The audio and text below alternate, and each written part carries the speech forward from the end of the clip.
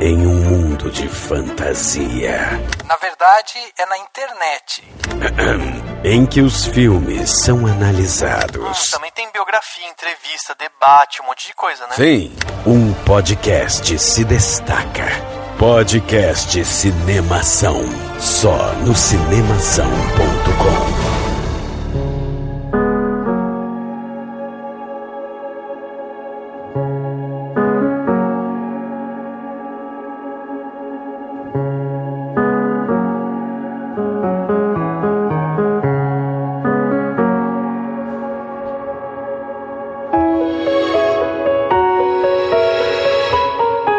Seja bem-vindo ao podcast Cinemação 337. Eu sou Rafael Arinelli e meu inglês está morrendo. Boa. Eu sou Daniel Cury e a tradução é uma via de mão dupla. Alguma coisa sempre se perde, mas se o tradutor for bom, sempre se ganha. Olha, bonita a frase. Muito bem. Não é de ninguém, é minha mesmo, viu? Ah, é? Foi você que compôs? Eu acabei de compor. É uma coisa que todo mundo fala, né? Quando se pensa em tradução, todo mundo diz isso, mas fui eu que escrevi a frase. Muito bem, tá aí. O Dani, além de tradutor, também é um poeta. Ele é frasista. Frasista. Muito bem, meus amigos, estamos aqui nesse podcast Cinemação 337, dessa vez de um jeito um pouco diferente, né? Para vocês que sempre estão acostumados a ouvir a gente falar aqui, a gente se apresenta e daí logo em seguida aparecem os convidados e tal. Hoje, especificamente, o formato do programa tá um pouco diferente. E por quê? Porque a gente fez uma entrevista muito especial e a pessoa que vai ser entrevistada aqui, que a gente já vai falar sobre ela, essa pessoa ela tem um tempo muito corrido. Então a gente falou, dá 1 hora só pra gente aí, a gente conversa e tal, e aí a gente não te apurrinha aí, né, com outras coisas aqui, com as nossas burocracias podcastais aqui. Então, Dani, diz um pouco pra gente aí sobre com quem vamos falar hoje, Dani. A gente vai falar com a Marina Fragano Baird, que é simplesmente uma das maiores, se não a maior, tradutora de legendas do Brasil. É ela que faz muitas legendas de muitos filmes.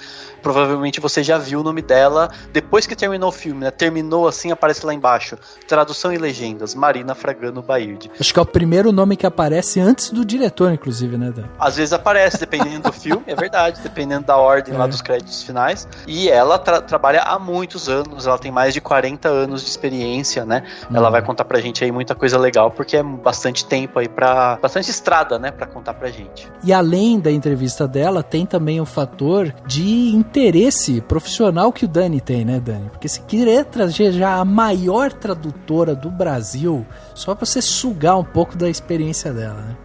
E deixa eu contar qual foi a história desse podcast. Vou contar, só Por pra favor. gente ter aqui registrado. Eu tinha mandado uma mensagem pra ela há muitos anos no Facebook, mas há muito tempo. Mesmo, faz uns 4 anos que eu mandei uma mensagem pra ela convidando pra gravar um podcast, porque já fazia muito tempo que eu pensava em falar sobre isso, mesmo antes de eu realmente dar início a estudos na área de tradução, que foi uma coisa mais recente. E aí, recentemente, eu adicionei ela no Facebook, porque eu só tinha mandado mensagem.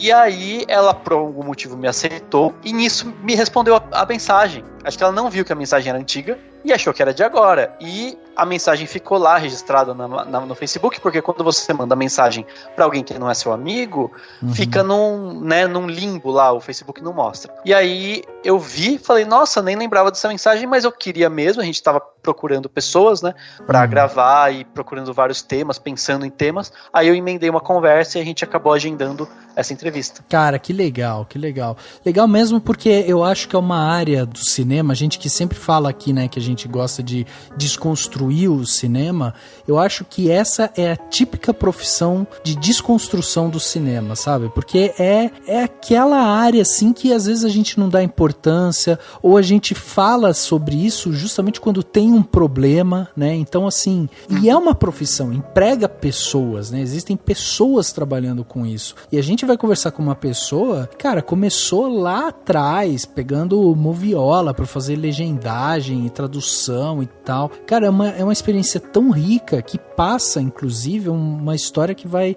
ser muito paralela com a própria história do cinema, né? Então é uma desconstrução mesmo que a gente faz aqui. Perfeito. Acho muito legal. Então vamos bater esse papo aqui? Vamos bater esse papo com a Marina aí, logo depois do quadro Repercussão. Confira o que rolou durante a semana. Eu começo. Agora no Repercussão.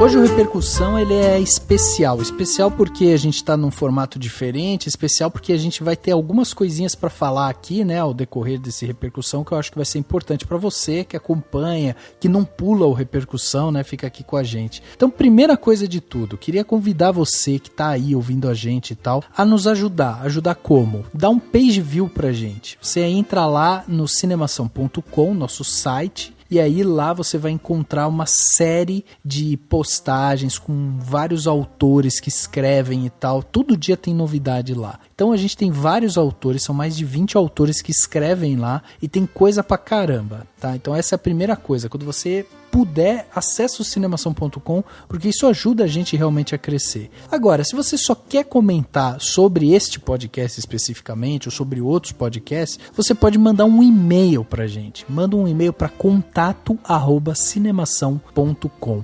Esse é o nosso e-mail oficial, você escreve, chega diretamente aqui pra mim e pro Dani. Se você escreveu, chega pra gente. Não tem terceiro, não tem o estagiário que vai pegar seu e-mail e vai cortar ele e tal. Não tem nada disso. Vai chegar aqui pra gente. Não tem censura. Não tem censura, exatamente. Chega direto aqui, a gente seleciona ele, deixa ele guardadinho. Às vezes quando vocês falam de filme, a gente dá um corte assim em spoiler, porque geralmente como a gente lê o comentário no podcast seguinte, a gente corta spoiler. Mas, fora isso, né, se for um comentário, um elogio, uma crítica, enfim, vai ser lido em algum momento aqui nos nossos podcasts. Então manda lá seu e-mail para contato@cinemação.com. Agora, se você estiver lá no nosso site, escutou esse podcast, está navegando lá e tal, saiba que lá tem uma série de lugares onde você pode deixar seu comentário, inclusive dentro das postagens. Mas também você pode acompanhar todo o trabalho que a gente faz aqui dentro do Cinemação, no Spotify, no SoundCloud, no YouTube, no Facebook, no Twitter, no Instagram. A gente tá em tudo, em tudo. Simplesmente você procura por Cinemação, abre parênteses, né? Cinem, abre parênteses, ação, fecha parênteses, você vai encontrar a gente. E só para dar aquele gostinho, a gente tem um artigo que saiu recentemente falando sobre o documentário A Turma do Pererê, que é um tributo à obra do Ziraldo. Tem lá esse post que fala um pouco sobre esse documentário. Tem um artigo sensacional que o Dani escreveu explicando um pouco sobre a situação do Festival do Rio, que essa semana soltou aí um crowdfunding para tentar levantar grana para ser realizado, porque para você que está por fora do que está acontecendo, o Festival do Rio pode não acontecer esse ano, e ele pode não acontecer por falta de verba, por falta de apoio e tal. Tá acontecendo isso e muita gente tá ajudando, e aí o Festival do Rio resolveu abrir lá um crowdfunding na benfeitoria e você pode contribuir a partir de R$20, você já ajuda, o seu nome inclusive fica eternizado lá nos créditos como um colaborador no catálogo, né, do festival. Então, gente, ajuda porque o Festival do Rio é importantíssimo para o cinema nacional e é importantíssimo a gente movimentar, né, esse grupo, os espectadores, a galera que curte cinema, a galera que pensa no cinema fora do mainstream, assim, ir lá e colaborar, porque é um dos principais, se não o principal festival hoje de cinema no Brasil. Então tem esse artigo do Dani lá, fora vários outros artigos que a gente também tem. Então vai lá e visita o cinemação.com, porque você vai se debruçar numa série de postagens de alta qualidade que a gente coloca para vocês lá todos os dias. E se você achar que a gente merece, por conta de todo esse trabalho que a gente tem, se você acha que a gente podia ter uma verbinha todo mês de você pode ser um patrão ou uma patroa do Cinemação. É só você apadrinhar a gente lá no cinemação.com/contribua ou clicar no botão contribua, escolher uma plataforma entre as 3 opções que tem, né? Apoia-se, Patreon, Padrim. Você pode contribuir a partir de R$1 e só com R$1 por mês você já vai participar do Cinemação Premiere, já vai receber brinde da gente, né? E já vai participar do nosso grupo no WhatsApp. O Cinemação Premiere é o nosso grupo lá no Facebook. Então, nesses grupos você vai discutir com um monte de gente super legal que também é patrão, patroa, padrinho, madrinha do Cinemação. Então, seja um patrão do Cinemação, colabora com a gente vai melhorar ainda mais essa bagaça. Ô Dani, antes da gente ir pros comentários, eu queria aqui, né, fazer um jabá interno, que é o novo podcast do Cinemação.com. A gente já teve aí o Indicação, que encerrou as atividades no ano passado. Esse ano a gente teve as Matildas, né, que também encerraram as suas atividades. E a gente tocou a parte de podcasts aqui dentro do Cinemação de forma solo, né? Só o podcast do Cinemação aqui, comigo e com o Dani e tal. Daí a gente resolveu convidar o Henrique Risato, que vira e mexe, vem aqui gravar com a gente, e um antigo autor do Cinemação, que esteve presente lá no começo do Cinemação, quando a gente montou o site e tal, que é o Antônio Chachim Dias, e a gente convidou os dois para criarem um podcast, e nesse podcast a ideia dele é que eles conversem sobre cultura pop, sobre HQ, sobre cinema, sobre séries, sobre toda essa parte que envolve, né, a cultura pop. A gente queria que eles viessem aqui porque é uma área que eu e o Dani a gente não domina tanto, e a gente sabe que o Chachim e o Henrique, eles tocam muito bem isso, adoram HQ, adoram filmes de heróis, séries de herói e tal, então a gente chamou eles. E Dani, conta pra gente, como que é o nome desse podcast? Já saiu o primeiro episódio? Onde que eles podem ouvir? Conta aí pra gente um pouco, Dani. Já saiu o primeiro episódio, em absolutamente todos os agregadores de podcast, igual do Cinemação, né? Sim. E é só digitar Geração M. É só digitar assim, Geração M, e você vai encontrar o podcast. Por que Geração M? Porque é M de manchete, M de MTV, M de coisas que dão saudades, de coisas da época deles e da época que eles vão explorar bastante, né? Porque a cultura pop com um pouco de coisas da infância, né? Nostalgia, né? Exato. Geração M porque vem antes do N de nostalgia. Também é isso. É isso aí. Então você que quer colocar mais um podcast aí, né, que não sabia o que escutar, vai lá, é um podcast que vai sair quinzenalmente, ele tem uma duração menor de cerca de 30, 40 minutos, vai sair quinzenalmente, o primeiro episódio já está no ar e você já pode consumir e manda lá seu recado, né, já começa a falar o que vocês gostam, o que vocês não gostaram desse podcast, porque vai ajudar inclusive aí o Henrique e o Chachim a construir um melhor Geração M para vocês. Então seja bem-vindo à casa do Cinemação aí, Geração M, Henrique e Chachim, que esse projeto siga em frente aí por muito tempo e que a galera goste, né? É isso que a gente deseja. E chegando aqui na parte onde as pessoas saíram dos seus armários e mandaram seus comentários aqui pra gente, temos aqui um comentário do Alexandre Rodrigues Assunção, que mandou lá no podcast Animação 332, a lista de Schindler, e ele escreveu o seguinte: mais um excelente podcast, unindo o cinema e a história. E a história é corrente, é presente e infelizmente costuma se repetir nos seus aspectos mais negativos. Pois é, amigos, eu não sou historiador e nem tenho competência para analisar o objetivo dessa ciência, mas acredito ter a vivência necessária para apontar algumas coisas que achei relevantes aqui. Vamos lá. Sobre Spielberg, é um cineasta muito talentoso, tem seu posto de importância para a contribuição ao cinema, como conhecemos atualmente. Sobre o comentado no podcast, trago também um filme de guerra dele, O Resgate do Soldado Ryan, que comete quase os mesmos erros que observamos na lista de Schindler. Spielberg tem uma tendência a polarizar demais o contexto através do citado melodrama, exibindo um filme em que os bons combatem o nazismo, os bons entre aspas, né? Que é a encarnação do mal. Basta lembrar que toda a Europa já era antissemita antes do Hitler chegar ao poder, e o que ele encontrou foi um ambiente extremamente favorável que acolheu e aceitou sua liderança. por ele apontar culpados da crise alemã, em que, além de outros, os judeus eram os responsáveis. Ou seja, o monstro, entre aspas, nazismo, não cresceu sozinho.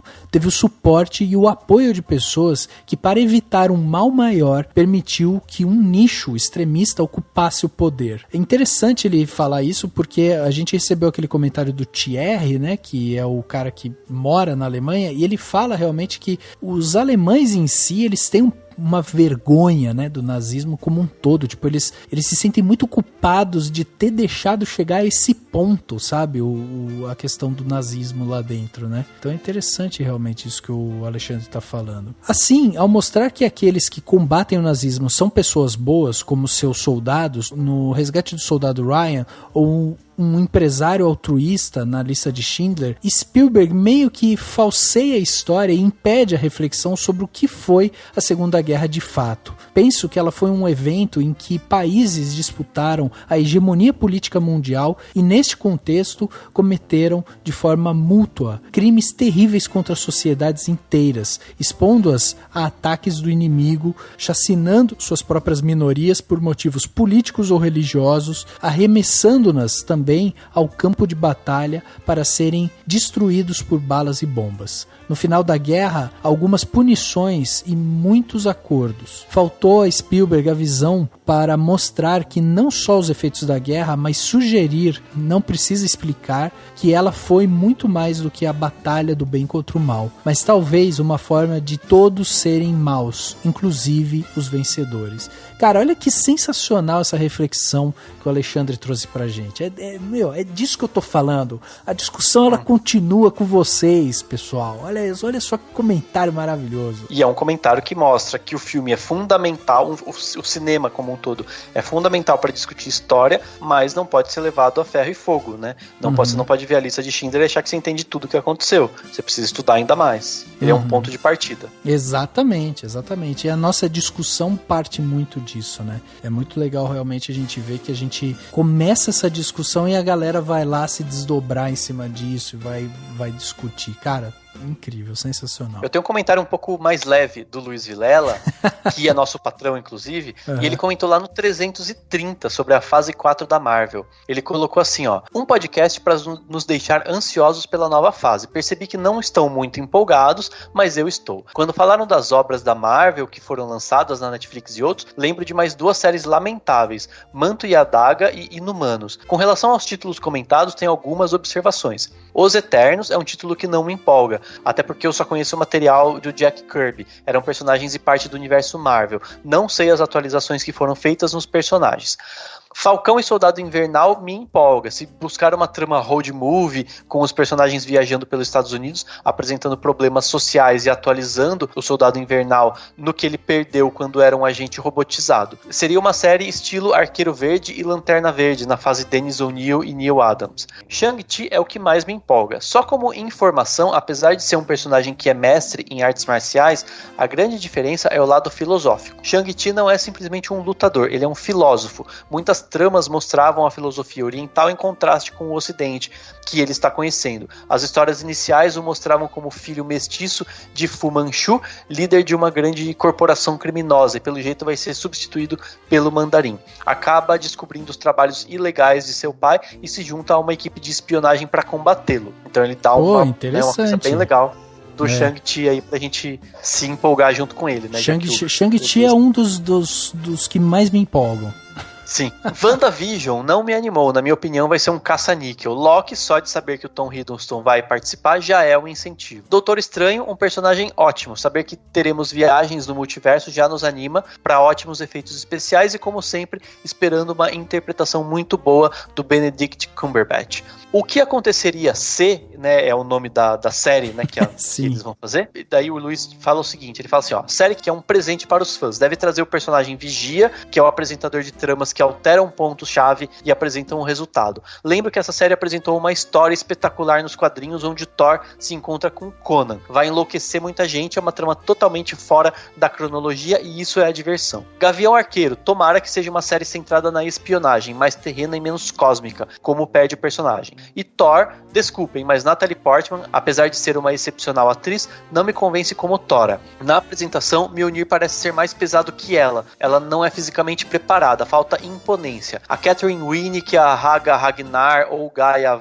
Weiss das séries Vikings, poderia interpretar essa personagem de forma mais convincente, mas a magia do cinema pode surpreender a gente. Exato. E ele termina falando assim, ó, Viúva Negra, uau, esse sou muito ansioso, a despedida da Vingadora, quem não está ansioso? Espero que haja uma participação especial do Gavião Arqueiro. Lembrando que são as minhas opiniões, independente de tudo isso, estarei assistindo a todos os lançamentos e pedindo mais. Sou um fã sem vergonha, obrigado pelo programa.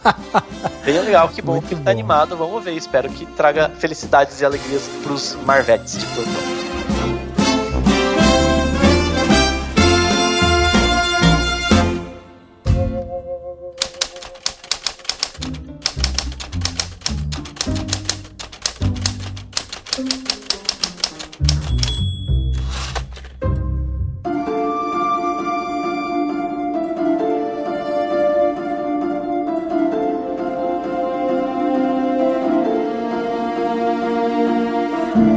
Bom, estamos aqui com a Marina, tradutora, uma pessoa que trabalha diretamente aí com os filmes. E Marina, eu queria que primeiro você se apresentasse aí, né, pro pessoal. Afinal de contas, é uma profissão que tá ali, né, intrínseca no filme, às vezes as pessoas nem reparam direito nisso, mas eu queria que você se apresentasse e falasse um pouco também como que você chegou nesse mundo de tradução, legendagem, né? Boa noite, Daniel. Realmente é uma profissão que, quando as pessoas me perguntam qual a minha profissão, que eu falo tradutora de filmes, o pessoal acha assim, fala, nossa, nunca pensei que existisse essa profissão, nunca pensei nisso, que legal, não sei o quê. Então não é aquelas profissões que você vai preencher. Aliás, quando você preenche, assim, vai preencher onde tem as profissões, nunca tem tradutora, né? Mas eu sou do tempo que tinha clássico, científico e normal. E eu fui pro clássico porque sempre tive paixão por línguas, sempre facilidade e sempre gostei muito. Já fui criada falando em italiano e português e no clássico fiz italiano, inglês, francês. Então, assim, ainda não tinha noção do que eu queria ser, mas já sabia que queria mexer com línguas. Meu pai, quando eu me formei no clássico, meu pai era diretor da Fama Filmes. E eles era distribuidora, e eles importavam os filmes. E aí eu traduzi um filme deles. Na época, o único laboratório que existia era a Titra Filmes, para legendagem, que era no Rio de Janeiro. Então, eu não marcava, eu fiz a tradução pelo roteiro, mas nem sabia o que era a marcação, que depois passou a ser chamada de pietagem. Tá? Que é onde você marca o início e passa numa moviola, que eu tenho aqui até agora, aqui atrás da minha sala, eu tenho aqui a moviola. Só que na época eu não tinha moviola, não conhecia, fiz a tradução do roteiro e eles no Rio gostaram da minha tradução e me convidaram para ir conhecer o laboratório para eu ter noção do que era essa marcação, né? E que lá eles tinham as moviolas deles no laboratório, então eu fui para o Rio para ver como era o processo e para saber exatamente quanto. Eles já tinham me falado que tinha que ser 2 linhas, cada legenda não podia ter mais de 2 linhas, mas aí lá eu vi a parte dos toques, como que tinha que ser, enfim, foi dias de aula que eu tive lá. Aí eu voltei, continuei fazendo tradução, vi que estava na minha praia, que era isso que eu queria. Aí acabei construindo uma moviola para mim, e aí eu fazia essa marcação, né, pietagem, e a tradução então já entregava pronto para o laboratório já jogar as legendas no filme. Quando que foi? E eu queria saber se você lembra que filme que foi o primeiro, ou um dos primeiros que você legendou. Não lembro. Eu lembro que foi um faroeste, porque assim, aliás, no começo foram todos filmes desse tipo, assim, que comprometiam menos. Só lembro que foi um faroeste, mas não me lembro o nome dele. Eu comecei a trabalhar com 18 anos. Tá. Nossa. Participam mais de 40 anos. Caramba, que legal. Ô Marina, e só pra gente explicar, né, pra quem tá ouvindo a gente e não sabe o que é uma moviola. Se tivesse imagem, que tem até aqui atrás. Já fizeram até uma entrevista, a Arte Filmes fez comigo, eles vieram aqui e filmaram a moviola. Uma máquina onde eu vou passando filme, coloco. Agora, isso não existe mais, porque agora é tudo digital, né? Digital. Mas eu colocava lata por lata, tinha 2 pratos, onde a lata, eu rodava, tinha a parte do som e a parte da imagem. Então eu ia vendo o filme, eles iam falando e eu rodava com a mão, era manual. Existia a Cinemateca, outras tem uma que é no botão, só que aí eu não conseguiria parar exatamente onde eles começavam a falar e onde eles terminavam, né? Caramba. Então nessa viola com o manual, eles começavam a falar, eu parava, colocava o número que aparecia ali no visor, eu colocava na frente da legenda, e onde eu terminasse a legenda, eu ia colocar o número que aparecia lá, que assim o laboratório ia saber exatamente onde eles iam colocar aquela legenda. E como que era para colocar a legenda nessa mídia física, assim? Você escrevia em algum lugar, imprimia e depois colocava na película? Como é que era? Não, isso de colocar na película é justamente no laboratório. Não tinha, era máquina, era na máquina, né? Primeiro era na máquina manual, depois na máquina elétrica, a máquina de escrever. Então eu digitava os números, eram 2 fileiras de números, a da entrada da legenda e da saída da legenda, e na frente eu digitava a tradução. Batia a máquina. Nossa. Já a tradução. Assim, cada legenda, eu já sabia, assim, quando eu passava na moviola, eu já ia vendo onde eu tinha que cortar, porque eu sabia que nenhuma legenda podia ter mais do que 6 pés. Era o máximo, aliás, podia ter até 8 pés. Era o máximo. Tá. Então, se a pessoa ficasse falando durante 30, eu, pelo sentido do que ele estava falando, eu tinha que ver onde eu ia cortando. Eu ia no roteiro, eu ia escrevendo os números. Aí eu passava para a máquina, bem prático, para a máquina de escrever, aí eu digitava o número, a entrada, o número de entrada, o número de saída, e na frente, aí, a partir desse número, eu já sabia exatamente o tamanho que tinha que ser a legenda para dar tempo de leitura.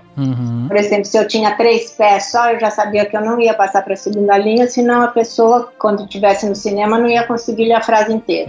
Então, eu já via o número, eu já sabia que tamanho da frase, se ia caber tudo o que ele falava, ou que a pessoa falava, ou se eu ia ter que dar uma ideia do que eles estavam falando. Depois eu pegava a minha tradução, imprimia, pegava a minha tradução, ia na cabine para assistir o filme, para conferir, porque aí você tem, na moviola você não tem ideia certa, você vai parando e você não consegue ver o filme inteiro como ele é, você vai vendo os fotogramas, né? Então não dava. Depois que a tradução estivesse pronta, eu ia na cabine, imprimia, ia na cabine para assistir, para ver o que eu queria trocar ali. Depois tinha que voltar para a máquina de escrever e fazer as correções. Caraca. Eu imagino que hoje seja muito mais prático isso, né? Imagino que como que é um software, você vai escrevendo e vai já aparecendo na tela. É algo nesse sentido? Depende de... Depois, quando eu tinha computador, aí já tinha um programa que eu já digitava. Eu passava na moviola e já ia digitando aqui o número, já ia digitando direto o número, né? Não precisava escrever mais, já digitava. Aí depois eu digitava a tradução na frente.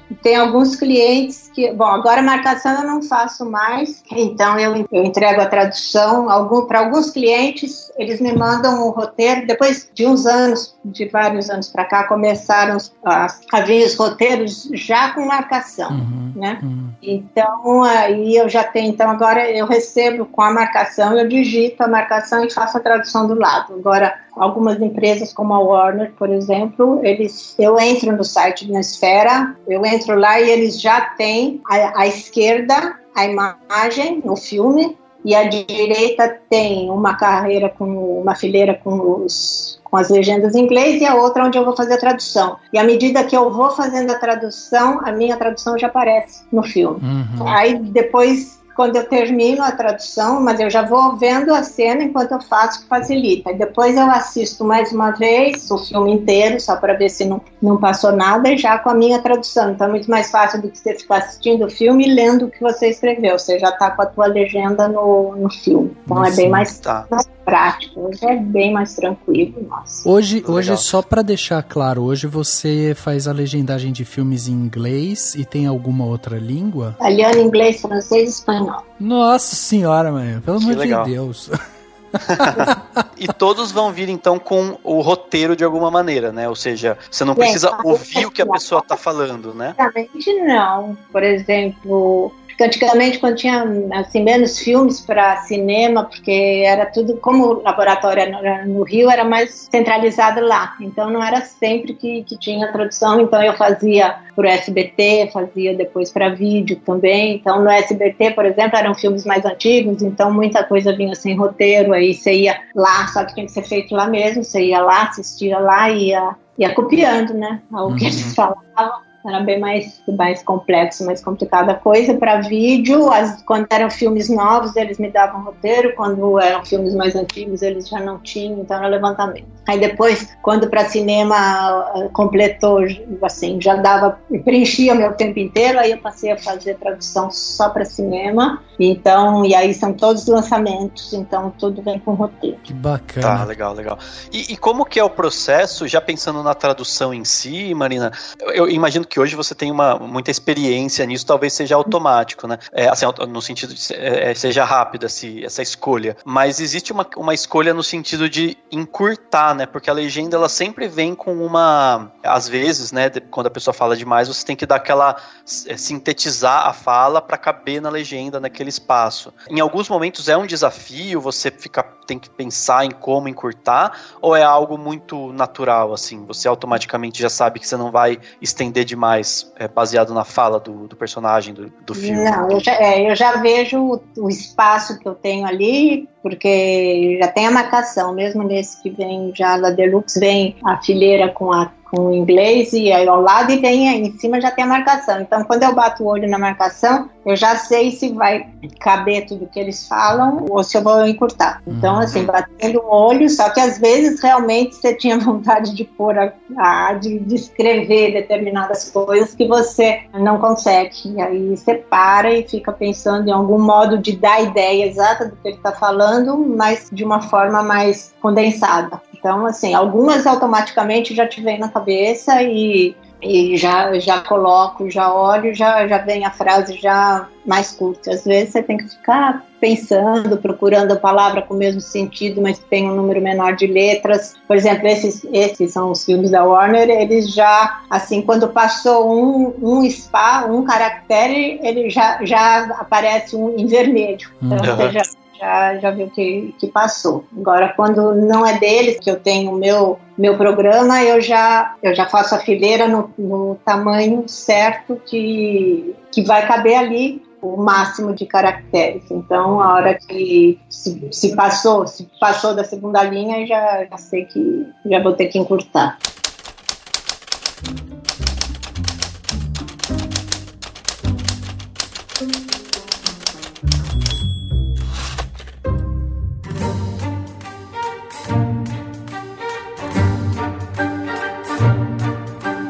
Só pra você entender, Marina, eu tô começando a estudar tradução agora, eu tô numa fase que eu fiz uns cursos mais voltados pra literatura, né, pra tradução de livros, mas, por exemplo, eu tô num trabalho, enfim, não é nem trabalho mesmo, né, uma atividade que eu tô fazendo, que tinha uns desafios no livro, e aí eu tive que ver depois, eu falei, nossa, pera, tá confuso. Eu tive que ir lendo um capítulo adiante pra entender, enfim, o personagem melhor e fazer uma escolha melhor para aquela tradução. Você sente essa necessidade, às vezes, de ver o filme todo ou ver um pouco adiante e voltar para ver se você fez uma escolha legal na tradução, ou não? A correria é tanta que tem que dar o play e já começar a traduzir tudo que tem na tela. Como que é esse processo? Eu vou traduzindo, eu traduzo ele inteiro, mesmo se eu sei, se é alguma coisa da qual eu não tenho certeza, eu sei que vai aparecer mais para frente. Às vezes até faço uma anotação no roteiro que eu estou traduzindo, e quando chegar adiante, porque de qualquer forma eu assisto pelo menos 2 vezes cada filme.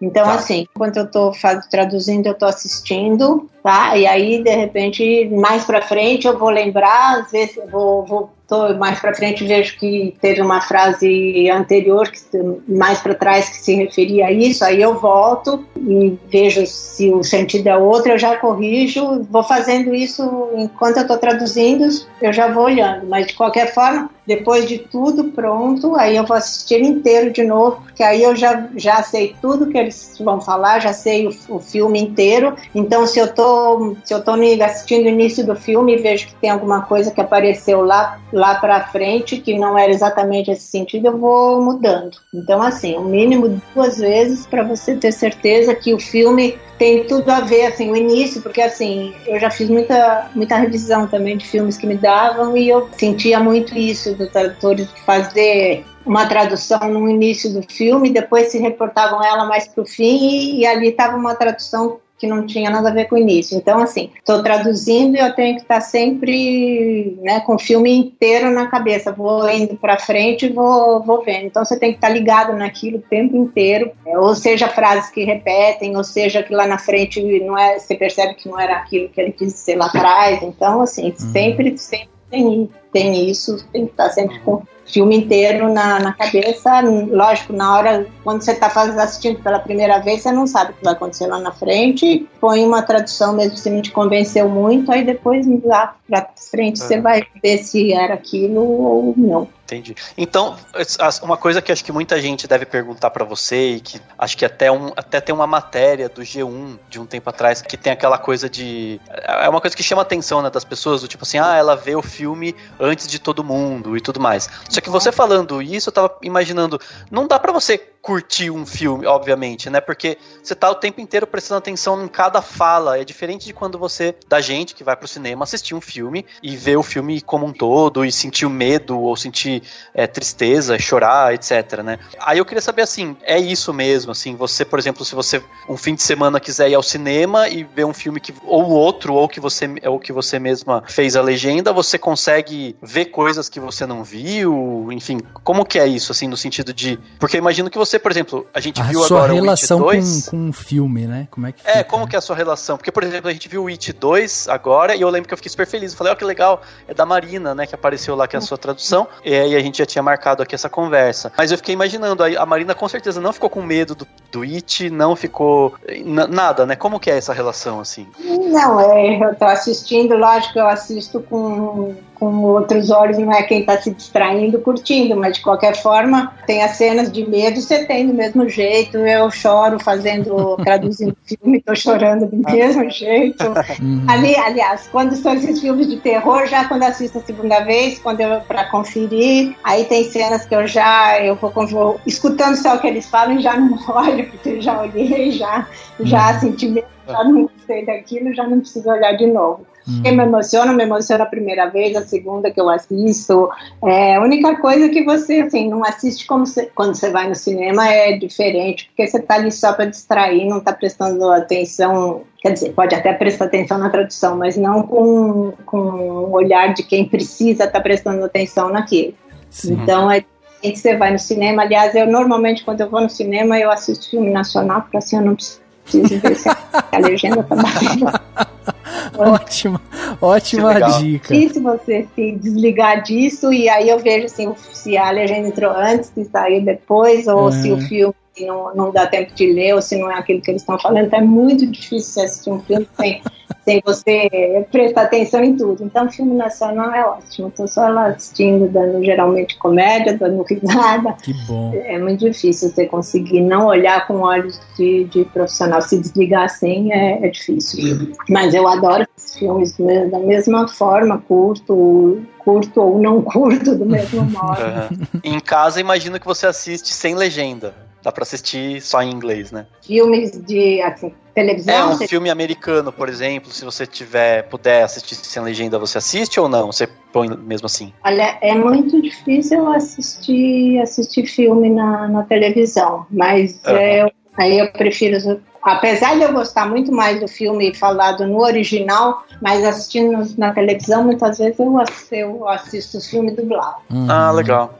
É isso que e até aproveitar para emendar essa pergunta. Sim, a questão a tradução para dublagem é uma outra pessoa que faz, né? Aí eu queria saber se em algum momento tem algum tipo de conversa ou vocês podem trocar ou não informações a respeito da tradução, ou se tem alguma coisa relacionada a franquias, porque eu imagino que uma grande franquia, Harry Potter, Disney, qualquer Marvel, essas coisas, imagino que eles vão ter exigências, né? Esse nome é desse jeito, aquele termo é desse jeito que traduz.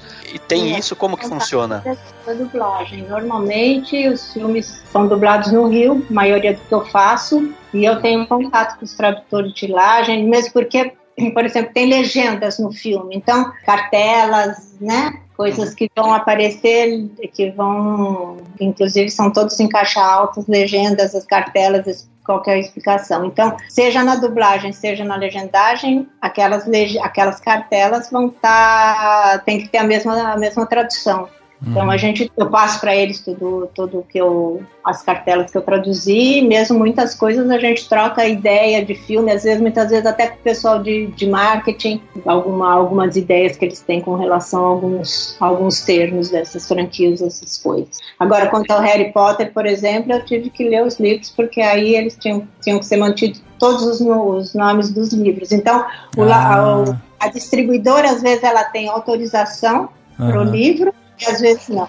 Então, por exemplo, o Senhor dos Anéis deu muito problema, porque me pediram para usar certas poesias do livro, e aí o autor do livro não gostou, entrou com processo e tal. Então, agora o distribuidor tem a autorização ou não. Se tiver autorização, Harry Potter, os 8 filmes foram baseados no... Lógico, as falas estão totalmente diferentes, porque quem fez o filme muda em parte. Depois você tem que, dependendo do espaço que você tem, é que vai sair a sua tradução. Então, a tradução sai bem diferente, mas todos os nomes dos personagens, dos locais, dos feitiços, tinha que ser tudo igual. Então aí eu recebo o livro, leio o livro e aí vou para a tradução e depois troco ideia com o pessoal da dublagem também. Tem uma questão que eu tô achando interessante em tudo que você tá contando, que é a questão de tempo de trabalho, né? Até porque você tá toda hora traduzindo e tal. Então, assim, você faz desde da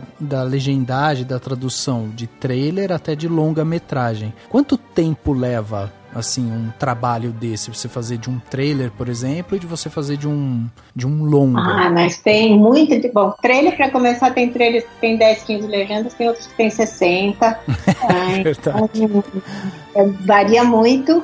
Posso fazer um trailer em meia hora, como posso levar até 2, 3 horas, porque assim, quando eu recebo o trailer, se eu já fiz o filme, aí é muito mais simples, e aí realmente é rapidinho. Se eu não fiz ainda, para traduzir o trailer, eu primeiro entro na internet para pesquisar a sinopse, para saber, porque assim, a tradução pode estar certinha em termos das palavras que estão ali, mas que não tem nada a ver com o contexto do filme. Vou ler do que se trata o filme e tal, para poder traduzir o trailer. Então, assim, varia muito, pode ser de meia hora até 3, 4 horas um trailer, e filme também, porque pode ser um filme de terror, se bem que agora os filmes de terror até que estão muito bem mais falados, na época do Freddy Krueger era 2 dias para cada filme, né? Mas já entra matando, sai matando, então não tem, assim, né? Não tinha muita história, era mais o que ele fazia, os tipos de mortes, como ele matava, né, as pessoas. Em vez agora tem uma história por trás disso, então assim, os filmes são muito, muito mais falados. O Doutor Sono, o It 2, o Joker, né? Então, assim, todos eles têm uma história, então são bem mais complexos. Antigamente, o filme de terror era 2 dias para fazer. E pega uma comédia italiana, era mais de uma semana quebrando a cabeça, né? Para inventar aquelas piadas, as que não tinham nada a ver com a nossa realidade. Aí você tem que criar um outro tipo de piada, porque a pessoa vai para ver uma comédia e vai para rir, né? Então, tinha que ficar inventando a partir daquela piada que está ali, um jeito que fosse dar uma graça para aquilo. Então, levar de 3 dias a 10 dias um filme. Também tem filmes com 500 legendas, tem filmes com mais de 2.000 legendas. Então, assim, varia muito, muito.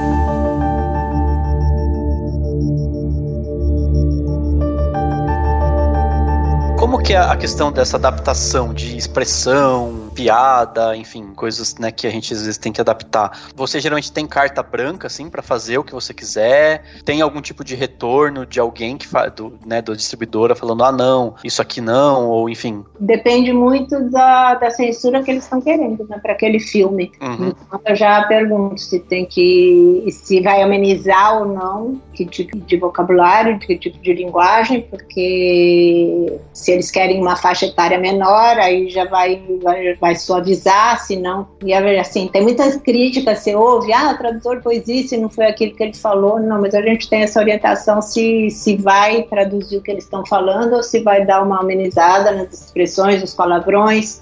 Então depende, é o distribuidor que vai te orientar para isso. E questão de referência cultural, assim? Porque, por exemplo, uma das coisas que eu estava estudando relacionada à tradução, pelo menos para livros, né, ensinam um pouco disso. Deram um exemplo, por exemplo, de uma expressão bread and butter, que significa uma coisa corriqueira, né? Bread and butter.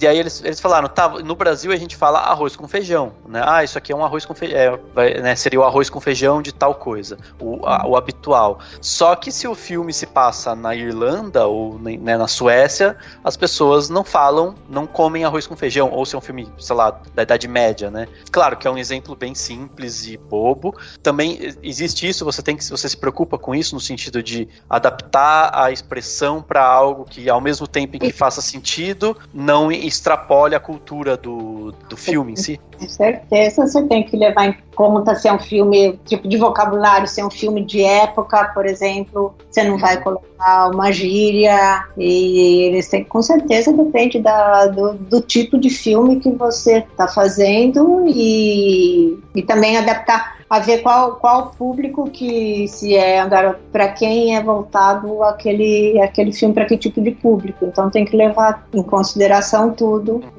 mas com certeza você tem que levar muito, tem que tomar nessas expressões, tem que ser uma que faça sentido com o que ele está falando, com quem está falando, tipo, né, de pessoa, tipo de filme, se é filme de época, se é uma pessoa mais velha, se é uma pessoa mais culta, tem que levar um monte de vários itens em conta para você traduzir de quem está falando e para qual público está se dirigindo. Ô Marina, legal. E tem uma outra coisa também que é assim, obviamente que você sabe, né, já entende, né, a mecânica toda ali da legenda, no sentido de quantas legendas as pessoas conseguem ler, não conseguem ler o que tá ali e tal, tamanho de palavra, caractere, essas coisas e tal, enfim. Mas eu queria saber um pouco da sua relação também com o espectador, porque eu imagino que você também acompanha, assim, por exemplo, quando tem aquelas falhas e a galera fica falando, nossa, a legenda saiu lá com o escrito errado, a pessoa falou tal coisa, traduziram tal coisa e tal.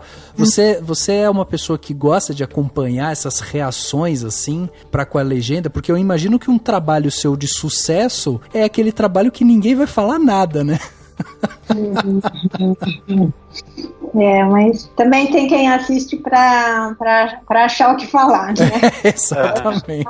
Eu já teve 2 ocasiões em que a pessoa foi criticar. Uma vez era de música, as notas musicais, e ele ouviu uma coisa, realmente ele ouviu certo, só que a nossa tradução era outra, e estava certo o que eu tinha colocado lá, só que essa vez a pessoa nem entrou em contato comigo, porque tinha outro jornalista lá que ensinou para ele na hora o que era. Agora teve saiu uma reportagem que até um cliente me mandou a reportagem, porque French toast, por exemplo, é rabanada. E essa pessoa escreveu o que a tradutora estava fumando, que a torre francesa, ela escreveu que era rabanada. Aí eu respondi por e-mail para a pessoa e escrevi, mostrei a tradução da palavra, o contexto, fiz tudo completo. E aí ele me mandou outro e-mail pedindo desculpas e publicou também no Google as desculpas dele e tal. Então, assim, tipo da pessoa que foi assistir, primeiro, pelo menos pesquisa antes de criticar, né? Sim. Mas não tô livre também de ter feito alguma coisa. Assim, às vezes até assim, eu ia assistir um filme que eu tinha feito e vi que alguma palavra não era bem aquilo no contexto, não que estivesse errado, mas que podia ter tido uma escolha melhor. Isso pode acontecer, com certeza, por mais cuidado que você tome. Tem filmes que eu assisto até 3 vezes que não estão me convencendo, quero ver alguma coisa. E tô lá no chuveiro e tô pensando, essa frase aqui é legal, porque eu imagino que você, quando faz essas traduções e legendagens de grandes franquias, né, como Harry Potter, por exemplo, que você fez, a galera que é fã vai assistir o filme e fica prestando atenção em cada vírgula que tá lá, e aí se não tá do jeito que tava no livro e tal... Todos esses filmes de super-heróis também, nossa, tem que tomar cuidado máximo, pesquisar, porque você sabe que vem chumbo grosso se tem que ser do jeito que eles estão acostumados a ver, a ler nos quadrinhos. Então, assim, é todo um estudo. Então, você perguntou o tempo da tradução, às vezes tempo de pesquisa mais do que o da tradução, né? Sim. E como que funciona a questão, já é uma coisa mais técnica talvez, mas assim, você tem feito só para cinema e assim, a legenda que vai chegar no DVD, porque eu já vi diferenças de legenda, né? A que vai chegar no DVD, ou que vai ter na Netflix, ou que vai ter na TV por assinatura, às vezes muda. Como que funciona quando você faz pro cinema? Só vai pro cinema? Não, eles utilizam para vídeo, eu sei que eles usam, agora tem alguns que fazem adaptação. Agora eu tô fazendo só para cinema, então já fiz muito para vídeo. Aí mesmo para vídeo eu adaptava a minha própria tradução para vídeo, porque tinha um espaço menor. Então, assim, dependendo do cliente, ele pega a minha tradução e dá para que seja feita uma adaptação no tamanho certo, né? Porque muda o laboratório, tem uns que tem mais espaço, outros que tem menos espaço. Então, agora já, por exemplo, a Warner não, porque eles fazem lá fora. E aí a mesma tradução já assim, praticamente o que eu estou fazendo para cinema vai servir para tudo. Tá, entendi. Agora antigamente tinha bastante diferença, então o espaço que eu tinha para cinema tinha 35 toques e tinha o laboratório alguns 28, alguns 30, então tinha que dar uma ideia mesmo do que eles estavam falando, dificilmente você conseguia colocar tudo. Entendi. E série, essas coisas você pega também? Não. Sim, tá. Mas já está preenchendo mesmo, porque assim, eu traduzo também press-books, coisas assim, né, dos filmes, então assim, o tempo já tá bastante preenchido. Então, eu imagino. Então, a única coisa que eu fiz à parte foi traduzir os 2 livros do Harry Potter, não esse que ali é o Wyler, uns que eles fizeram a partir do Harry Potter no cinema, né, então foram 2 livros, um deles enorme, o outro de tamanho normal, e esses eles quiseram que eu fizesse porque eu estava familiarizada com tudo, então eu fiz, mas a parte disso não, eu só traduzo para filmes, para cinema. Até ia te perguntar sobre a questão de como tá o mercado, porque assim, eu tava lendo uma matéria de um tempo atrás também, de quando teve uma explosão de produções na TV por assinatura, né, quando chegou a TV por assinatura no Brasil, e aí falaram que teve por algum momento, por um bom tempo, teve muita tradução errada, cheia de erros, porque não tinha tanto profissional capacitado, né, e tinha muito volume, então tinha o famoso vamos fazer uma torrada, né, pra fazer um brinde, coisas do tipo, né, assim, essas coisas meio, que a pessoa às vezes nem pensa e vai traduzindo de qualquer jeito. Como que você vê isso, assim, de quando você começou, que era só para cinema, e começou a ter, enfim, vídeo, e hoje em dia tem tanta série, tanto streaming, eu imagino que tenha... Enfim, você sabe como que é, assim, se tem mais gente capacitada, você já teve que se lidar com muito volume de trabalho, no sentido de ter que falar, gente, não posso fazer esse, procure outra pessoa. Quantidade de... Agora fiquei com 3 clientes, porque como já está bem preenchido o meu tempo com os 3, eu parei, mas já teve época de mostra de cinema, assim, que tinha muita coisa, meus filhos me ajudavam, inclusive, então era assim, tinha algumas fases que realmente era muito puxado e, assim, se não dá, se eu vejo que não vai dar para fazer um trabalho bem feito, eu prefiro falar que dentro daquele prazo, que se tem condições de esticar o prazo, eu consigo, mas dentro daquele prazo eu não tenho condições de fazer, prefiro perder o trabalho do que depois assistir uma coisa que eu fiz que vai me deixar constrangida de ter feito, e não. Teve fases realmente de precisar de ajuda, principalmente dos meus filhos, porque aí eles faziam, então se eu tivesse que adaptar o tamanho, assim, que eu estava acostumada, mas pelo menos já estava com o corpo, né, da tradução pronto. Mas... Entendi. Então você tá botando seus filhos para trabalhar com tradução também, Marina? Não, mas não me ajudavam, mas agora eles também estão com... Que um deles é jornalista, é que os dois adoram línguas e adoram cinema também, né? Tá no sangue. Mas um deles fez relações internacionais, o outro é jornalista, mas assim, quando eles estavam na faculdade, tinham mais tempo livre, aí eles me ajudavam.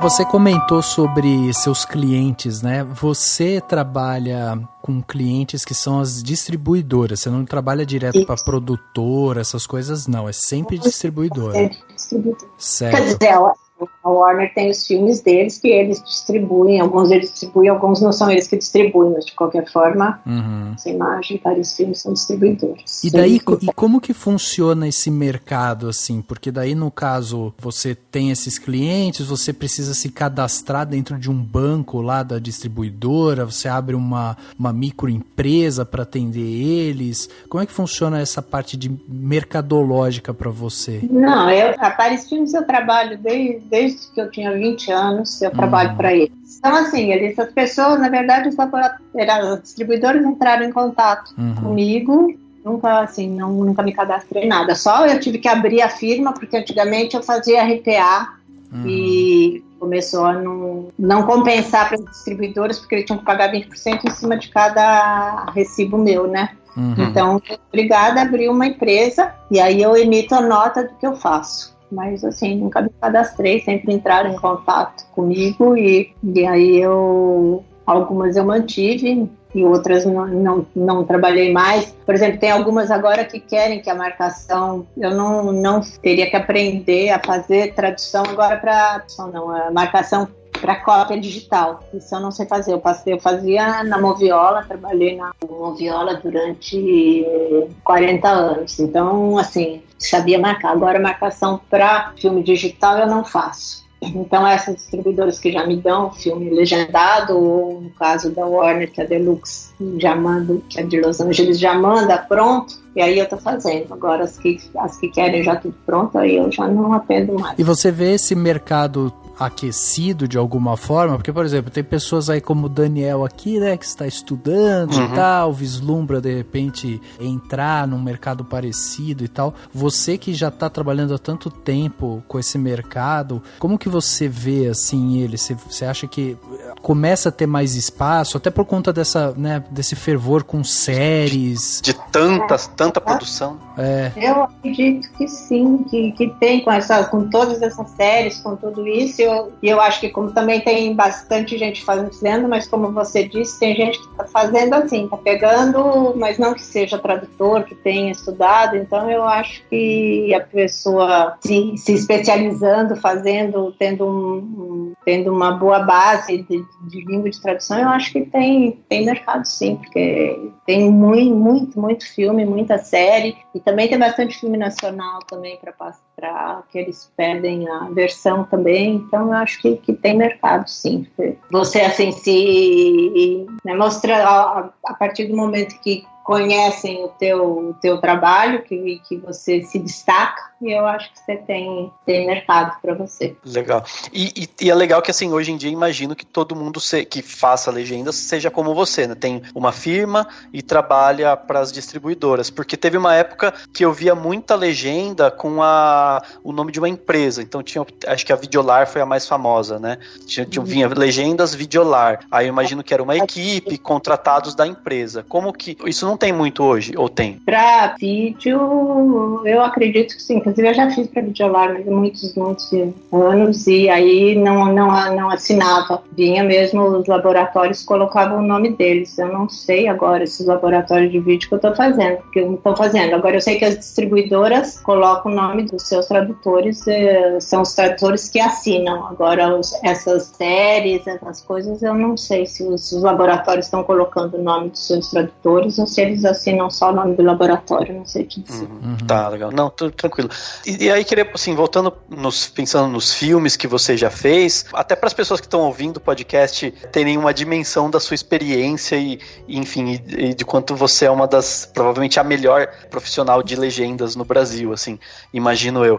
Quais foram, assim, os filmes que mais te marcaram ou que foram mais difíceis, que teve mais dificuldade, que você quebrou a cabeça para escolher ou fazer uma escolha, ou quais foram, ou enfim, se teve algum filme que teve algo de específico que foi muito engraçado, por exemplo? Você saberia de alguma história legal, assim, para dividir com a gente? Olha, uma curiosidade, por exemplo, o filme Calígula, da década de 70, que eu tive que fazer a marcação 4 vezes, porque cada vez que ia para censura eles cortavam uma cena, aí tinha que marcar tudo de novo, porque aí ficavam todas as legendas fora de lugar, porque tinha cortado, e cada vez que ia para censura, época da ditadura, e voltava, e aí até ficar pronto, que aí eu assisti o filme inteiro e o resto das pessoas assistiram metade do filme.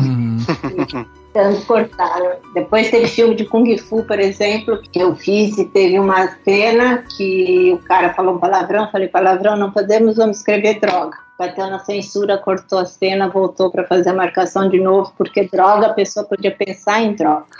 Cena com nada. Então, assim, isso acontecia muito nessa época de eu ter que refazer a marcação, porque batia na censura, voltava, batia, voltava. Filme que foi complicado de fazer, Senhor dos Anéis, apesar de ter, assim, um livro, mas era bastante complexa a tradução, mas, assim, são filmes, assim, que te dão muito trabalho, mas, assim, que depois que tá pronto, dá uma sensação muito, muito boa de ter feito aqui. As comédias italianas davam um trabalho danado também, na época que tinha bastante comédia. As comédias que vinham, assim, que tinha bastante importação, né, que agora não se traz, agora não, já tem muitos anos que não se traz filmes mais da Itália, não trazem mais filmes, mas teve uma época que tinha muita comédia e elas eram bastante trabalhosas.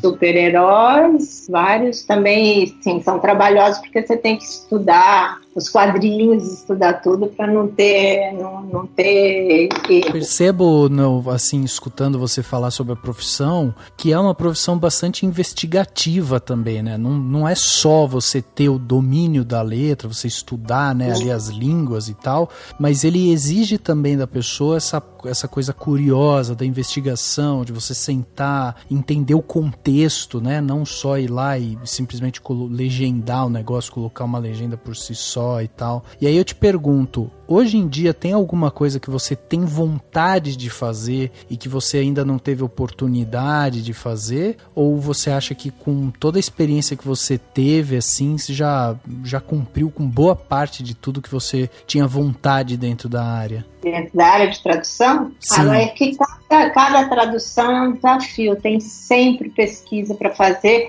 que agora as pesquisas são mais fáceis, se bem que às vezes você quebra a cabeça, porque até na internet é difícil, aí liga e tal, mas antigamente, por exemplo, o filme policial liga para polícia, liga para médico, liga para bombeiro, liga para todo mundo para pesquisar. Hoje você praticamente encontra tudo, mas de qualquer forma é difícil um filme que você já, assim, que você não vá pesquisar, que você já sabe tudo sobre aquilo. Então não tem um filme que não tenha um aprendizado, seja em termos de língua, seja em termos de vivência, porque assim, você traduzindo aquilo, você descobre coisas que você pensava que você não sabia que você pensava aquilo. Então, assim, você se transporta no filme e aprende coisas sobre você mesma, e que é muito legal, que você nem, assim, não tinha pensado naquilo, então não sabia qual era a sua opinião com relação àquilo. E também você se transportar, assim, por exemplo, eu viajei muito, e eu acho que isso também é muito importante, porque assim, você começa a pensar com a cabeça de outras pessoas, de outros povos, então você consegue ver, não a partir do seu prisma só, do prisma das outras pessoas. Então, é um aprendizado constante. Não é que tem uma coisa que eu, quero aprender sobre aquilo, quero fazer mais aquilo. Em termos, acho que eu tenho bastante domínio das línguas, mas, assim, cada uma delas você aprende alguma coisa, todas requerem algum tipo de pesquisa, então... E você sente, porque hoje eu imagino que majoritariamente o trabalho que você faz é em inglês, né? Você sente falta dessa... vou fazer agora um filme italiano, um filme francês e tal, ou uma das tantas línguas que você fala, né? Sim, com certeza. Aí você vai perdendo o domínio da língua quando você não está em contato com ela. Agora, praticamente, acho que 98% que eu faço. Ainda, assim, nos últimos anos, ainda cheguei a fazer bastante francês, italiano, já tenho uma infinidade. Italiano eu só não perco porque eu... Em italiano, com a minha mãe eu falava com meu pai, quando ela era viva, com a minha mãe eu falo italiano direto e também tenho contato com meus parentes da Itália, então, assim, o domínio da língua italiana eu não perdi, mas o francês, principalmente, que teve uma época que eu fazia bastante, cheguei até a fazer, que meu pai primeiro trabalhava em distribuidoras, depois ele abriu a produtora dele, então teve alguns filmes que ele fez que eu passei para o inglês e para o francês, e agora, por exemplo, eu já não teria domínio para passar um filme do português para o francês, porque você tem que estar em contato constante com a língua e já não estou tendo essa oportunidade, porque o inglês, o volume de filmes em inglês é muito, muito maior que os demais.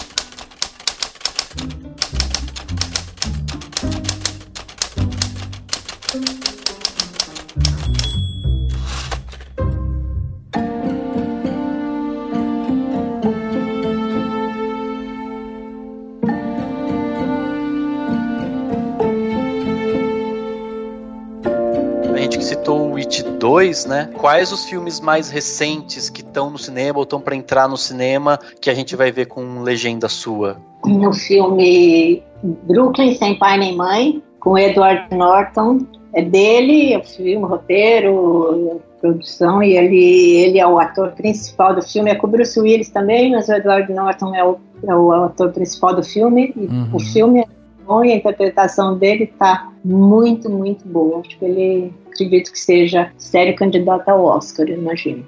E tem o Joker, né, o Coringa, que também a interpretação do Joaquin Phoenix está maravilhosa.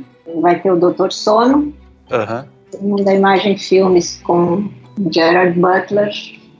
A Invasão ao Serviço Secreto. Não sei se entrou esses dias ou está para entrar. A Invasão ao Serviço Secreto também é muito bom. Tá, que legal. E você falou do título, vou aproveitar e fazer essa pergunta. Já imagino qual que vai ser a resposta, mas eu queria saber, você contar pra gente. Por exemplo, o Motherless Brooklyn virou Brooklyn Sem Pai Nem Mãe. Você chega a sugerir título pra distribuidora, o título já vem, eles escolhem depois, como que funciona o título do filme mesmo, assim, a escolha do título?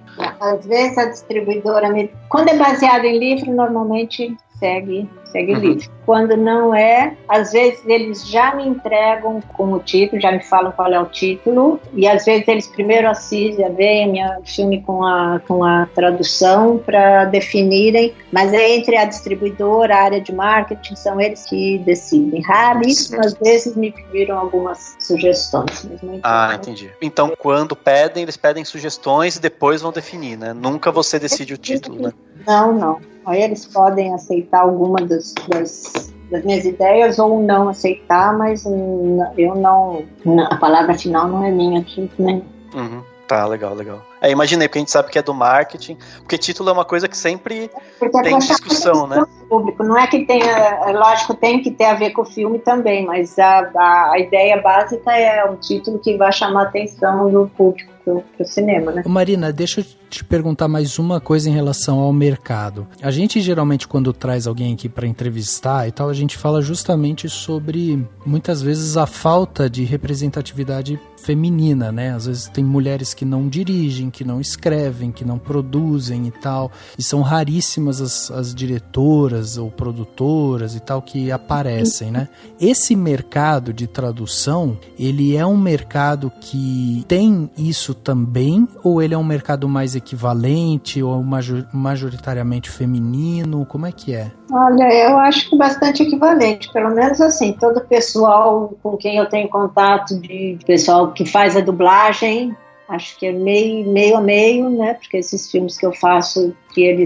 eu estou sempre em contato com os tradutores, quando tem que ter assim, o filme, esses termos que tem que ser iguais e tal, uma parte são rapazes, outra parte são moços, então assim, acho que pelo menos na dublagem está bem assim, e os tradutores acho que é bastante equivalente, viu? Acho que não tem uma prevalência nem de nenhum sexo, acho que tá bastante equivalente para os dois. Ah, que bom. E mesmo a procura é mais pela experiência, pelas qualidades do tradutor, independente do sexo dele. Uhum. Viu, Rafa, eu ia fazer uma pergunta meio que aquela famosa da dica. Você quer fazer sim, mais alguma? não, pode fazer. Pode fazer? Não, então, Marina, não, é justamente aquela pergunta que geralmente a gente termina, né, a entrevista, e que acho que é legal. Se você pensar numa dica para alguém que tá começando, que quer fazer legenda, né? Que dica, que conselho você daria pra pessoa fazer boas traduções e, enfim, se dar bem nesse trabalho? Bom, o domínio da língua tem que ter, por mais que você assim vá aprendendo, a cada filme você vai aprendendo alguma coisa, mas tem que ter um domínio da língua. Mas eu acho que assim, fazer aquilo com amor e com interesse, de fazer um trabalho do qual você vai se orgulhar. Você está traduzindo, você se concentrar naquilo que você está fazendo, ver assim o filme como um filho seu, tá? Você, dentro do que você tem capacidade de fazer, você dá o máximo de você, né? Ver o filme, o início tá com o fim, se ver o tipo de pessoa que está falando, você vê assim tudo que você tem para dar de você naquele filme, a tua experiência, levar em conta tudo, quem está falando, a faixa de idade da pessoa, se é um filme de época, se é um filme de terror. Então assim, se concentrar naquilo e dentro da tua experiência, botar no filme tudo que você tem para dar em termos de conhecimento de língua, de experiência de vida. Então assim, você fazer aquilo com amor, acho que é o mais importante de tudo. E com certeza vai sair um trabalho bem feito, e por mais que você sempre vá melhorar cada filme, mas pelo menos você vai se orgulhar de cada coisa que você tiver feito. Poxa, que legal. Marina, eu queria agradecer você demais pelo fato de você vir aqui trocar essa ideia com a gente. Com certeza essa troca, todas as explicações que você deu, traz pra gente, né, traz aqui pro nosso lado essa visão muito mais carinhosa também com a parte de tradução, de legendagem e tal, que às vezes, como eu falei, é uma profissão que às vezes o sucesso dela é ser silenciosa, é não criar polêmica, né? E aí, quando a gente vê uma pessoa assim, que se dedica a isso há tanto tempo, que tá aí, né, que assiste tantos filmes, e o último conselho que você dá é fazer as coisas com muito amor, com muito carinho, com atenção e tal, a gente só percebe o seu amor com essa profissão. Então eu tenho que agradecer demais a sua presença aqui e deixar sempre as nossas portas abertas aqui para quando você quiser voltar, conversar com a gente, né? E muito obrigado mesmo por dividir toda essa experiência com a gente, foi riquíssimo. Foi sensacional.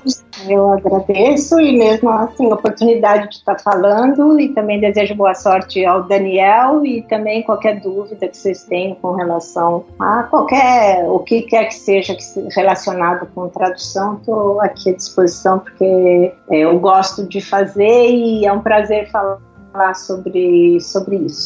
Que bom. E principalmente com quem quer entrar nesse mercado. Muito obrigado. Obrigado, Marina. Muito bom. Adorei. Até a próxima.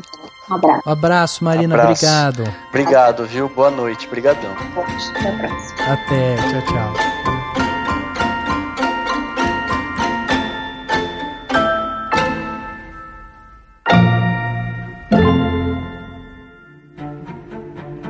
Dicas para a sua semana?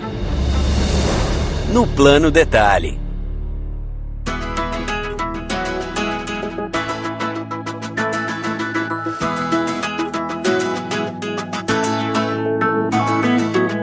plano detalhe da semana, aquele momento para você aí, né, curtir melhor a sua semana, você dar aquela relaxada, ou, né, aprender coisas novas, ver coisas diferentes e tal. Enfim, pegue sua caderneta que agora vamos falar um pouco aqui de dicas. Dessa vez vão ser poucas dicas, porque só tem eu e o Dani aqui, né, Dani? Então, começa aí pra gente, o que você trouxe de plano detalhe para esse podcast 337? Bom, já que estamos só nós dois, posso fazer várias? Pô, por favor. Vamos lá, várias dicas.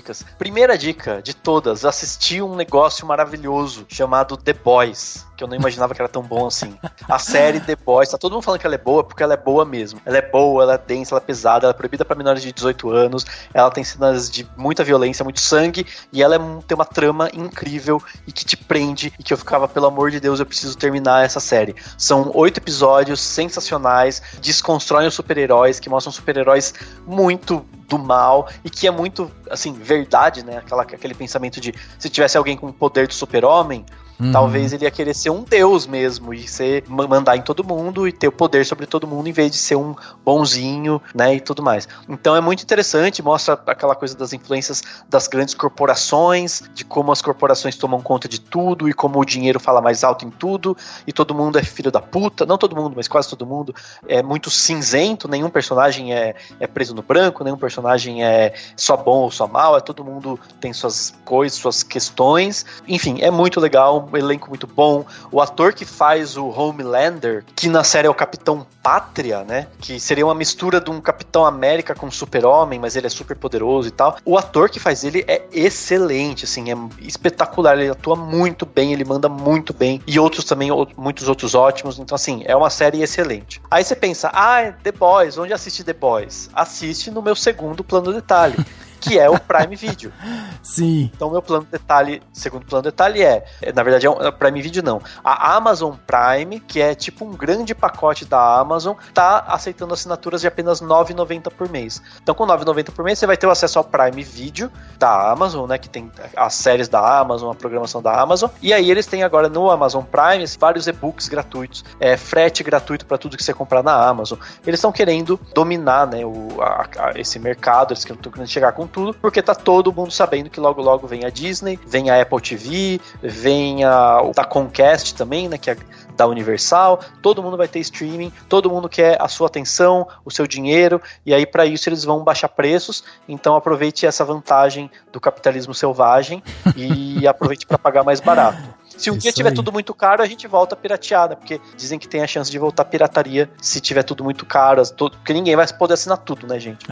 A pirataria nunca acabou, né, Dani? Nunca acabou. Nunca acabou, mas ela reduziu bastante. Reduziu, quando só tinha Netflix, ela reduziu muito. Exatamente. Agora ela pode voltar. Exatamente. Mas enfim, fica a dica. Quem quiser aproveitar o Amazon Prime, tá custando só R$ 9,90, né? Tá baratinho. Então dá pra assinar e aproveitar a maratona das séries de lá, que também são muito boas. Legal. Terceiro plano de detalhe, eu vou indicar o Anticast 401. Eles fizeram um debate sobre como as democracias morrem.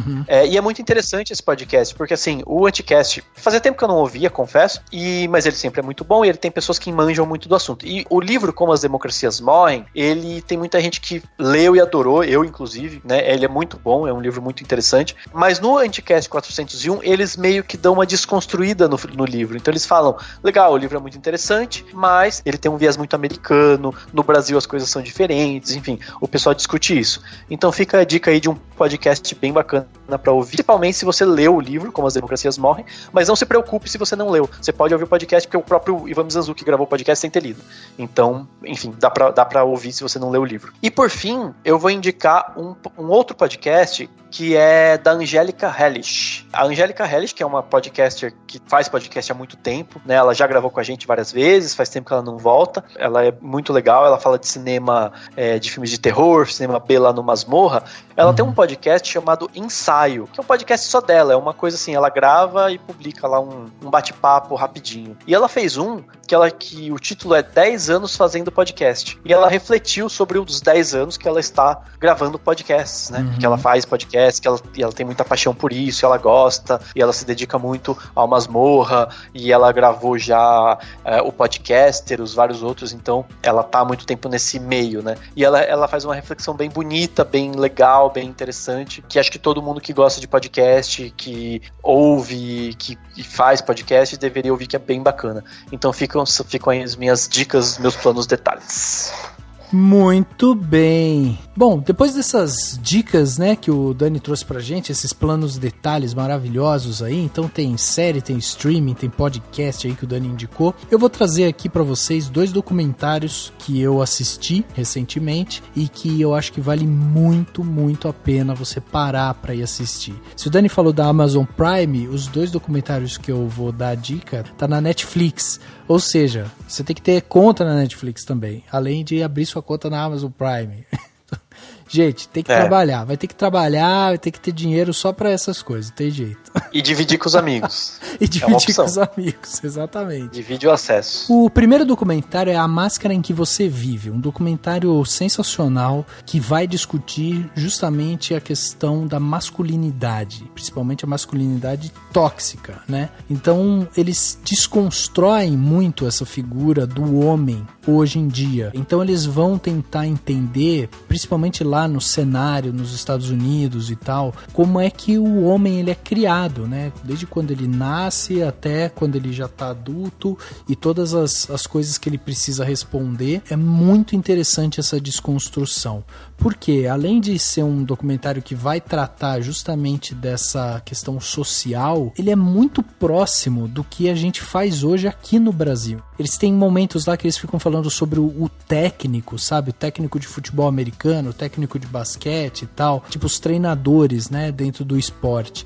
Porque o esporte é um lado muito forte nos Estados Unidos, né? É inclusive uma das portas de entrada para as universidades. Então, por exemplo, isso é uma coisa que eles se desconectam um pouco da realidade brasileira. Porém, toda a questão de análise que eles fazem sobre, sabe, como que o homem ele é forçado a guardar seus sentimentos, a não conversar, que o homem que chora é um homem fraco, é um homem sensível, as brincadeiras dentro das escolas de quando os meninos estão todos juntos, aí um demonstra alguma coisa ou tem algum comportamento, como ele é excluído, né, daquele grupo de amizade, sempre sendo taxado de gay, de viado, de não sei o quê. E aí eles vão justamente conversar sobre isso, eles vão discutir isso. Por quê? Por que a gente chegou nesse ponto onde essa visão do homem de ser essa coisa forte, máscula, que não pode chorar, que não pode demonstrar seus sentimentos e tal, pra onde que isso tá levando a gente, sabe? E isso vai diretamente de encontro com as questões feministas que a gente vê e vê acontecendo hoje em dia. Porque um dos grandes problemas é justamente que desde o momento em que o homem nasce, ele acaba sendo doutrinado de que a mulher é um ser inferior, ela tem menos direitos, ela é um ser frágil, ela é um ser que não merece ter a nossa atenção e tal. Então o documentário ele vai justamente discutir isso. E eu acho que a forma como ele é montado é uma forma muito didática, acima de tudo, porque ele divide muito bem os assuntos, sabe? Agora a gente vai falar sobre o homem quando tá na escola, agora o homem no esporte, agora o homem dentro do relacionamento, agora o homem dentro de pornografia, agora o homem tal. Então ele vai dividindo em blocos. Então, inclusive, Rafa, esse A Máscara em que Você Vive, ele tava na Netflix, depois ele saiu e aí ele voltou recentemente, né? Ele ficou um tempo fora, muita gente ficava procurando. Provavelmente eles perceberam que tinha muita gente querendo ver, porque muita gente foi indicando, ele voltou agora e é bom que é uma oportunidade para quem não viu assistir. É verdade, é verdade. É um documentário muito didático que ajuda a gente a entender de uma vez por todas como essa visão do homem, né? Essa visão do homem, dessa visão patriarcal e tal, como já é uma visão muito retrógrada, né? Como a gente precisa realmente mudar isso, porque não é só a questão do feminismo, é a questão de como o homem está machucando o próprio homem também, né? Então, assim, existe toda uma questão complexa. Eu gostei muito do documentário, me fez pensar na vida e tal, e eu já comecei a divulgar esse documentário para outras pessoas, até porque eu tô numa fase agora de tô tentando entender as coisas que estão acontecendo, sabe? Então tô tentando ver se eu consigo encaixar na minha cabeça como que a gente chegou nesse ponto que a gente está hoje. E isso se conecta também com um outro documentário que eu quero indicar aqui, que é o documentário A Terra é Plana, que também está na Netflix. Eu confesso que quando eu vi o título desse documentário, eu enrolei para assistir ele, porque eu falei, cara, não sei se eu vou ter paciência para ficar assistindo esse documentário e a galera fica ali falando sobre Terra plana e tal, e eu acho que eu vou ficar irritado e tralá, então eu dei uma enrolada. Só que chegou uma hora que eu falei, não, eu quero ver esse documentário, o que esse pessoal pensa realmente sobre isso, sabe? E eu achei também que é um documentário, uma bela porta de entrada, assim, pro assunto, porque já foi divulgado aí recentemente que 7% das pessoas acreditam realmente que a Terra é plana, apesar de não ter nenhum tipo de evidência científica, apesar deles não conseguirem provar a teoria deles. E aí o documentário é interessante porque ele vai justamente explicar essa questão de onde surgiu essas teorias e como essas pessoas se sentem. Então ele vai passar por várias coisas interessantes lá.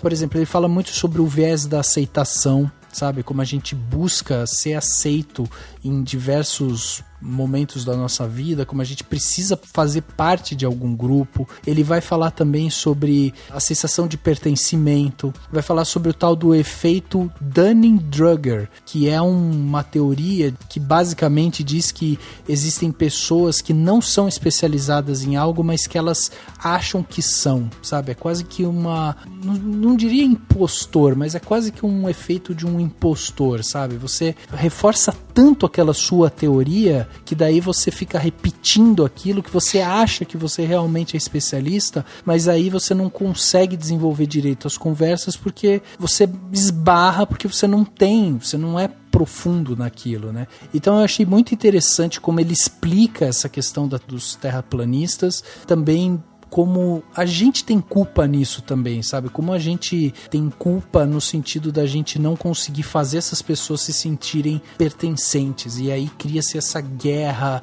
social, institucionalizada e tal, que a gente acaba não tendo paciência para conversar e tal, e aí fica, sabe, essa coisa muito intelectualoide, e aí afasta as pessoas. Então, cara, eu achei muito interessante. Eu acho que, como eu falei, é uma porta de entrada para uma discussão muito mais profunda, mas eu acho que quem tá tentando entender um pouco mais de todo o cenário que a gente tá passando, eu acho que são 2 documentários que funcionam bem. E olha que no podcast passado eu indiquei ainda o Democracias em Vertigem. Então, pra vocês verem a toada que eu tô, né? Eu assisti Democracias em Vertigem, e daí assisti A Máscara em que Você Vive, depois assisti A Terra é Plana. Ou seja, eu tô tentando encontrar sentido pra algumas coisas, e eu acho que esses documentários de alguma forma estão me trazendo um pouco mais de calma, estão tentando me colocar num lugar assim onde eu consiga refletir um pouco mais sobre as coisas. Então fica a sugestão aí para esses 2 documentários que eu acho que vale muito a pena.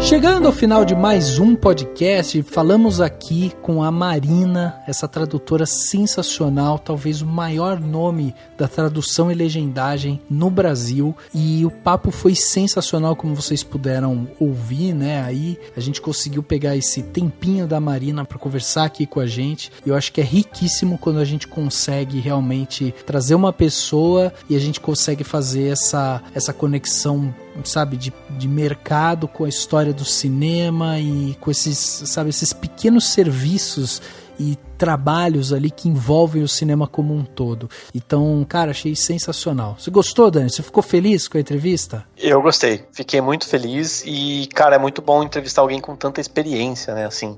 Tem coisa que às vezes é até difícil da gente entender, né, da questão da moviola, que eu acho que é uma coisa um pouco difícil da gente imaginar, porque ela tem tanta experiência que pra ela já é comum, né. E é muito bom saber de como funciona, de como é, pra gente valorizar mais, né, cada uma das profissões do cinema. Exato. E pra gente, inclusive, quem tiver interesse, quem gosta de tradução, poder aventurar nessa área, quem sabe. Exatamente. Tipo quem, hein, Dani? Tipo quem? Não, eu não sei. Eu na verdade, não sei, porque pode ser que seja muito, pra mim, pode ser que seja até chato, né? Porque, enfim, cada um vai pra uma área mesmo, não tem jeito. A área de tradução é muito ampla, mas quem sabe. É verdade. Mandem jobs, quem quiser mandar jobs. É verdade. Cara, sensacional, valeu a pena. Obrigado, Dani, aí por mais uma participação, mais uma entrevista. Vamos agora aguardar aí, né, o comentário da galera, se gostou ou não gostou desse podcast. Isso aí, perfeito. E quem ouviu semana passada It 2, logo na semana seguinte ouviu um podcast com quem fez a legenda do It 2. Olha que maravilha. Ó, que maravilha, isso aí. A gente tá aqui justamente pra trazer esse entretenimento pras pessoas. O podcast Cinemação 337 fica por aqui e a gente se vê no próximo.